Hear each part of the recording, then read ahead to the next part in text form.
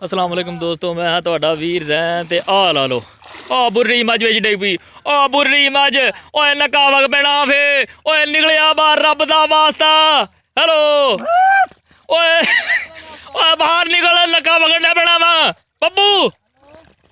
ए देखो नाजरीन दोस्तों, ए देखो इस हालात इस बंदे दे हालात वेखो। ए बुर्री मज तरह फे वैच विच डिग पिया वा। इनू तां इन्नी गर्मी लगदी है ना, बंदा इहदा की इलाज करे। मेरी तो समझ नहीं आउंदी। मेरा दिल करता वा कि इनू वड्डी नैल सिट के ना रसा पा के लताओ ते इनू वड्डी नैल सिट के 5-7 दिन बिच ही रवे। इहदी तो गर्मी मुके पहले, या इनू बर्फ का कौल कुट के देने अज ये अंदर सिटने तेल घाव करके जिदा गाई नू देईदा।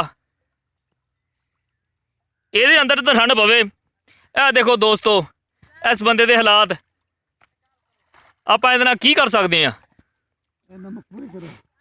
ए देखो माशाअल्लाह किन्नी सोहनी टिंड है दी।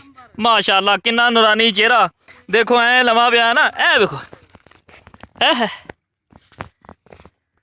ए देखो पप्पू साहब दे हालात।